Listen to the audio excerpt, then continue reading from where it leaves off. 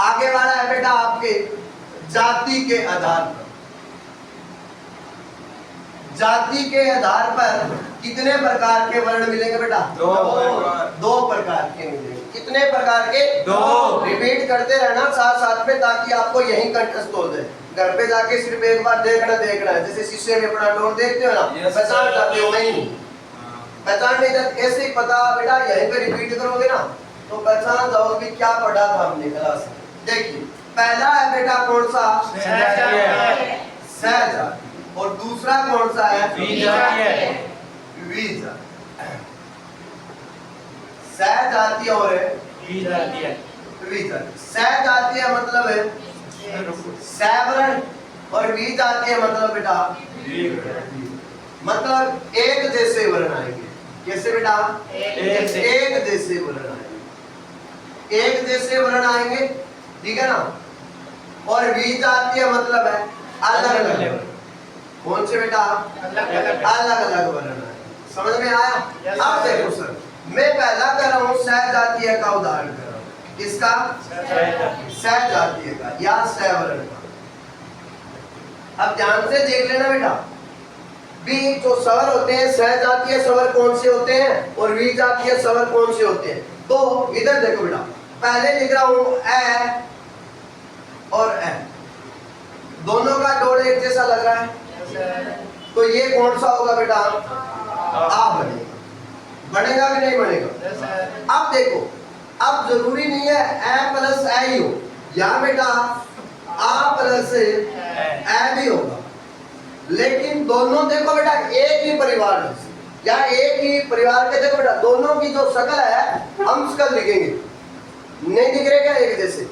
मतलब सहजाति के, एक ही जैसी जाति के नहीं। मान लो आप अपने परिवार में, मान लो पूछ लूं आपसे, जैसे आपकी बहन कौन है तो आप बता दोगे मेरी बहन वो है, और वहीं मैं आपसे पूछ लूं कि पड़ोसी या मान लो गांव से पूछ लूं किसी और से, क्या आप ये बता सकते हो? बता सकते हो कि वो फलानी की बहन है या अलग अलग है? आप ये कहोगे अब तो ये अलग है, हम नहीं जानते, ठीक है ना। अब देखो बेटा, आप अपने परिवार वाले सदस्य को संभाल सकते हो कि आप अपने परिवार वाले सदस्य को क्या है? संभाल सकते। इधर देखो, इसके बाद देखो तो क्या क्या वर्ण है या नहीं? जैसे ए प्लस है आप, फिर ई प्लस ई, एक जैसे परिवार की, एक जैसी हम शक्ल है या नहीं? या अलग अलग दिख रहा है? तो बेटा जब भी एक जैसी शक्ल आए या एक जैसा डोर दिखे, उसको क्या कहेंगे बेटा? सहजातीय या सवर्ण, एक ही वर्ण से मिलकर तैयार। अब मैं दूसरा दे रहा हूं बेटा आपको उदाहरण, इधर द्विजातीय या द्विवर्ण। क्या बेटा? द्विवर्ण। द्विवर्ण का मतलब देखिए बेटा, जो अलग अलग वर्ण से तैयार हुआ है। जैसे आपका आ गया सर ए, और फिर आ गया आई, फिर आ गया बेटा यहां लिख रहा हूं ओ, और फिर लिख रहा हूं औ, ठीक है। अब देखो, आपको बताया था ए प्लस में ई मिलकर कर क्या तैयार करेगा? ए। देखो बेटा दोनों वर्ण अलग अलग है या नहीं? दिख रहे हैं? तो ये द्विजाति के, ये अलग जाति का है और ये अलग जाति का है, ठीक है। अब देखो ए प्लस में या आ प्लस में बड़ी कर दो सर, ठीक है। ये किससे अलग अलग से? और दोनों की जाति अलग अलग है। क्या इन दोनों की शक्ल एक जैसी है क्या?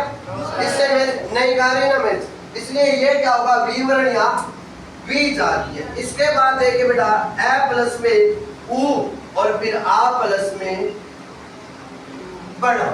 समझ में आया? अब देखो दोबारा रिपीट कर देता हूं बेटा, जाति के आधार पे कितने प्रकार के?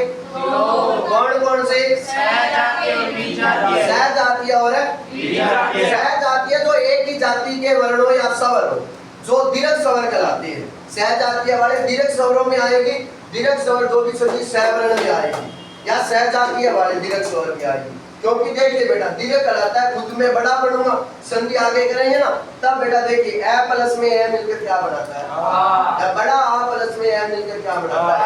हाँ। और ई प्लस में ई क्या बनाता है? बड़ी। ई प्लस में फिर ई मिलकर क्या बनाएगी? ई बनाएगी। ऊ प्लस में ऊ क्या बनाएगा? और बेटा ऊ प्लस में ऊ पढ़ाओ। री प्लस में री। और ये वाली बड़ी री आपकी होती है बेटा संस्कृत में, लेकिन हिंदी वाली री होती है बेटा आपकी ये, ठीक है ना, जो रै प्लस में ई से मिलकर बनी होती है, ठीक है ना बेटा, जिसको हम ऐसे मिल सकते हैं, ठीक है बेटा, ये होती है आपकी री। अब चलिए बेटा अब उतार दीजिए, ठीक है, पीछे आ जाती है, टिक के रो तो बीच में रही।